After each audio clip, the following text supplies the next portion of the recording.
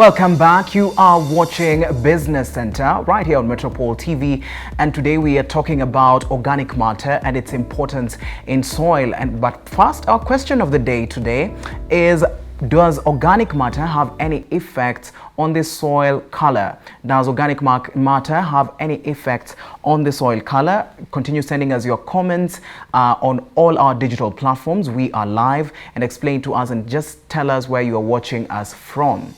Let's get right into this segment. Now we have our guest here, Bernard Ndungu, who is the General Manager for Fadhili Africa. He is here to just explain to us more about this and the importance of this in soil, the importance of organic matter in soil. Welcome to the show. Thank you, Mr. Kevin. Okay, thank you so much for coming. So let's just jump into this. What is organic matter?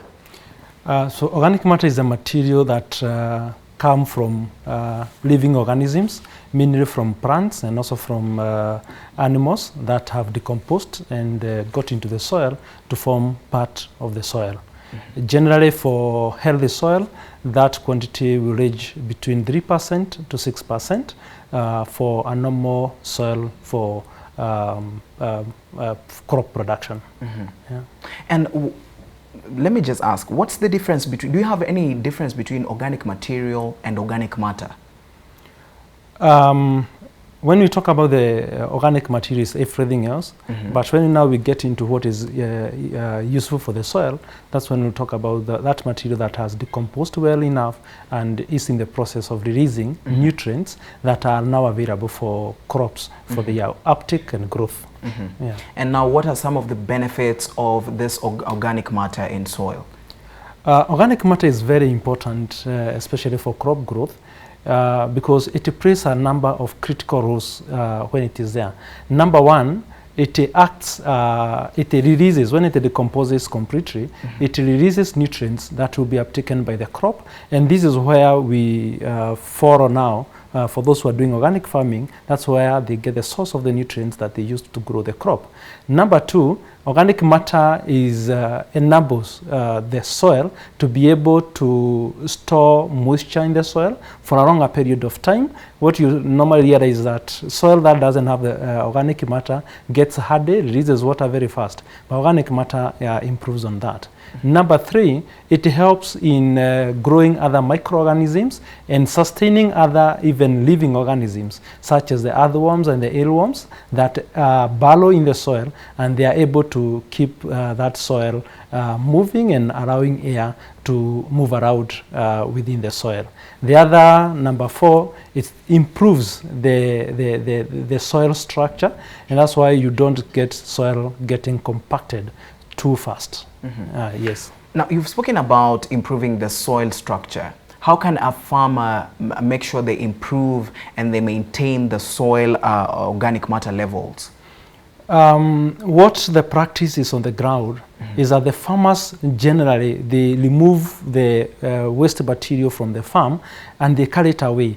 What we encourage the farmers is that this material should be allowed to decompose in the farm, or if they have to use it as feeds for the animals, then the manure is allowed to decompose and put back into the farm, and then it is incorporated during the tillage process into the soils that we have. Mm-hmm. Yeah.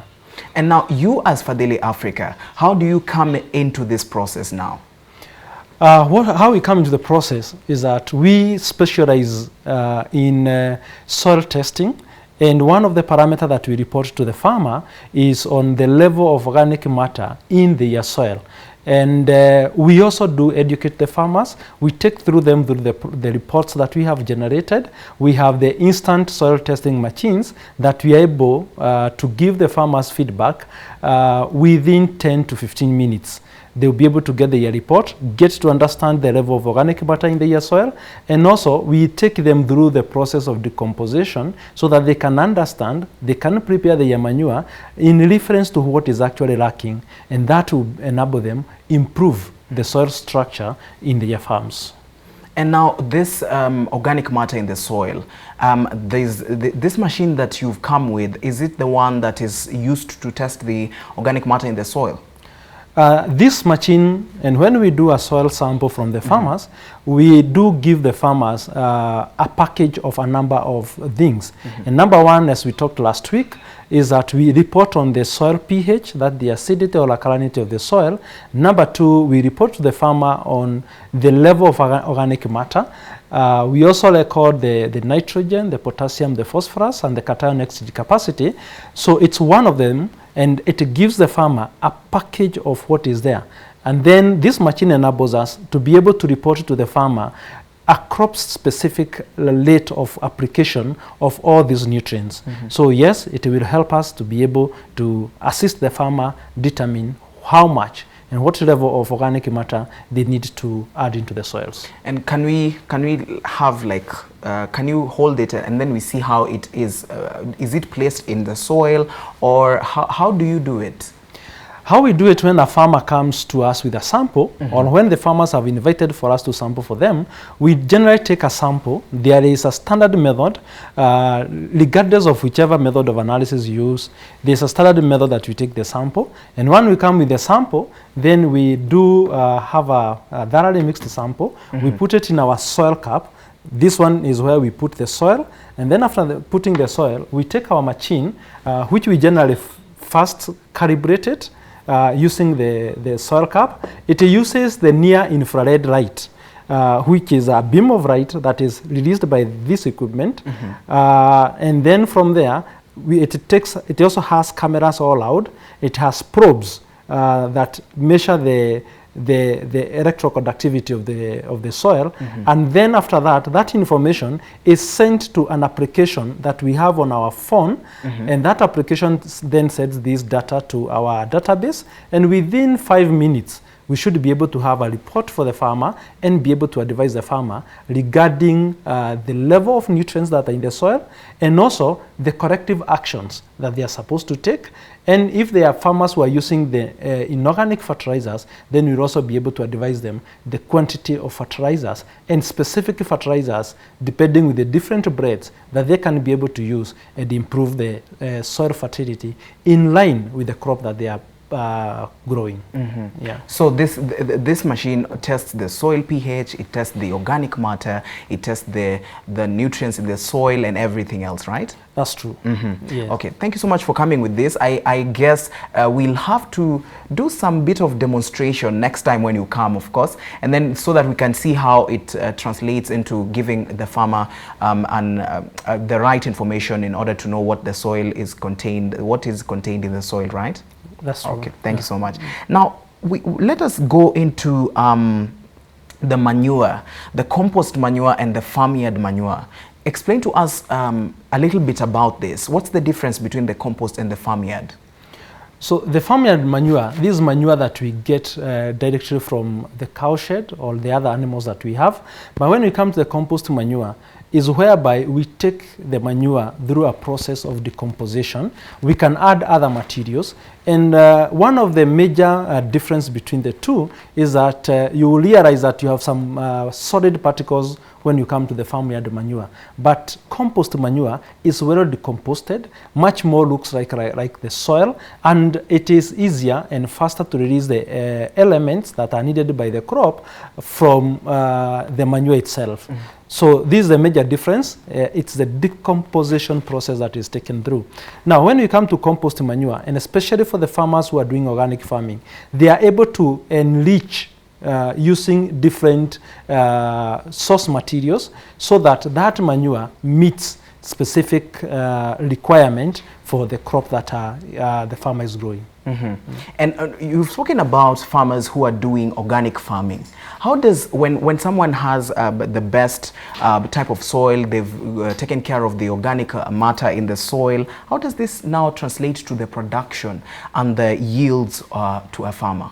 Yeah, what we know is that when you have the correct crop variety and you're able to take good pest and disease management, then nutrition kicks in. And nutrition takes about 60% of the farm productivity. And nutrition is about availing the right nutrients at the right time.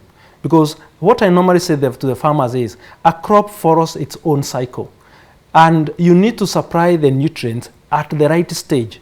For instance, crops like maize requires 60% of their phosphorus supply within the first 60 days. You miss that, then you also lose in terms of crop production, and the yield will be less. So the supply of the nutrients should be at the right time, so that you can be able to get maximum output per unit area of your farm. Okay. And is there anything like too much organic matter in soil, really? Not really. You should be happy when it is in higher quantities, because you'll have more supply of nutrients.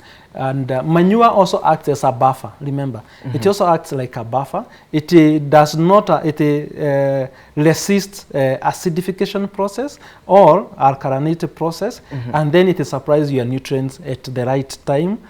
Decomposition process is good. Microorganisms are there in the soil, and so I will not talk about too much supply. What you need is to supply it and mix it sufficiently with the soil, not just at the surface area. Okay, and now for farmers who participate in crop production, where can they get their manure from? The best advice? So one of the best sources is the materials that they already have harvested, because part of the biomass. And then number two is what you're getting from farmyard.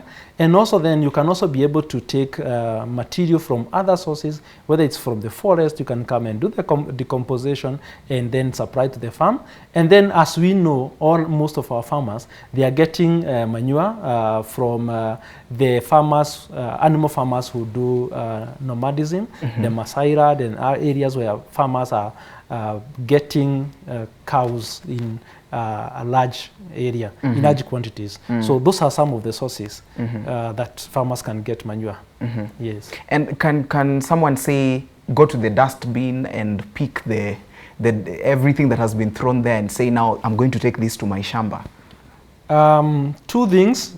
From the dustbin, as far as the organic material, there are other processes that such material can be taken through. Even the papers, they can be taken through a decomposition process. Though we need to be very cautious of the carbon ratios, because when it is too much, then it affects the availability of nutrients in the soil.